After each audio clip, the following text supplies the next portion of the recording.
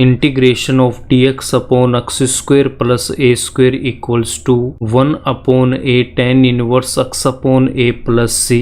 इसको प्रूफ करने के लिए यहाँ पे देखो LHS में कितना गिवन है, integration of dx upon x square plus a square.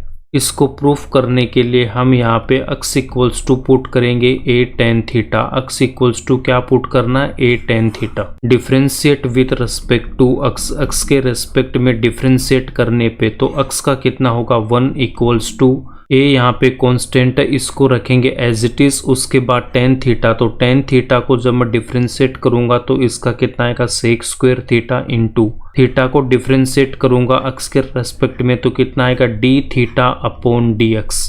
हमें यहाँ पे dx की वैल्यू फाइंड आउट करना, तो dx को मैं इस तरफ लेके आऊंगा तो dx इक्वल्स टू कितना हो जाएगा a sec square theta into d theta. dx की वैल्यू आ गई a sec square theta into d theta, तो dx की वैल्यू पुट करेंगे a sec square theta into d theta. x equals to हमने पुट कर रखा a tan थीटा, तो x स्क्वायर इक्वल्स टू कितना हो जाएगा a square into tan square theta. x square की वैल्यू हो जाएगी a square tan square theta, तो x स्क्वायर की वैल्यू हो जाएगी a square into tan square theta.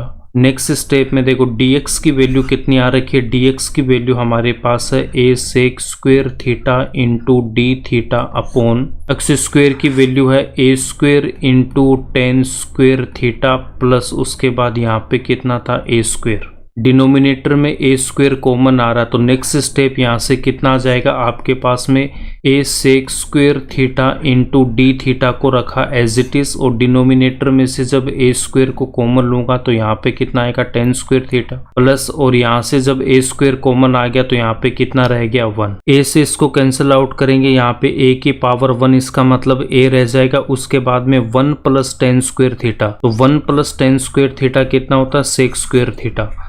1 plus tan square theta equals to कितना होता है sec square theta. sec square theta into D theta तो आएगा मेरे पास एज इट इज। उसके बाद डिनोमिनेटर में यहाँ से कितना रहेगा a इंटू ब्रैकेट में 1 प्लस tan स्क्वायर थीटा, इसको हम क्या लिखेंगे sec स्क्वायर थीटा, तो इसको हमने लिख दिया sec square theta. sec square theta से sec square theta cancel out होगा तो यहाँ पे कितना रह गया integration d theta upon a। d theta upon a को मैं क्या लिख सकता हूँ 1 upon a into D theta.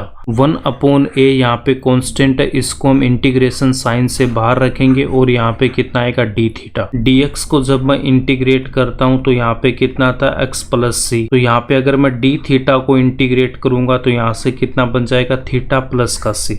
dx था तो यहाँ पे कितना बना x प्लस c, तो d थीटा तो यहाँ पे कितना बन जाएगा थीटा प्लस का c। 1 अपॉन a को रखा हमने एज इट इज। उसके बाद यहाँ पे आपके पास जो d थीटा है इसका कितना हो जाएगा मेरे पास थीटा और प्लस का c। यहाँ पे हमें थीटा की वैल्यू पुट करनी है, तो x इक्वल्स टू हमने क्या पुट किया था a tan थीटा।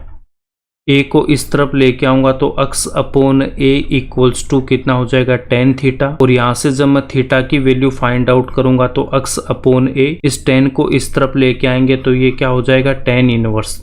तो tan inverse x upon a किसकी वैल्यू आ गई, थीटा की वैल्यू आ गई। ये जो थीटा की वैल्यू है इसको हम यहाँ पे पुट करेंगे, तो नेक्स्ट स्टेप में देखो 1 अपॉन a तो आएगा मेरे पास एज इट इज। थीटा की वैल्यू हम पुट करेंगे tan inverse x upon a plus का c integration of dx upon x square plus का a square equals to 1 upon a tan inverse x upon a plus का c। ये इसका proof हो जाएगा।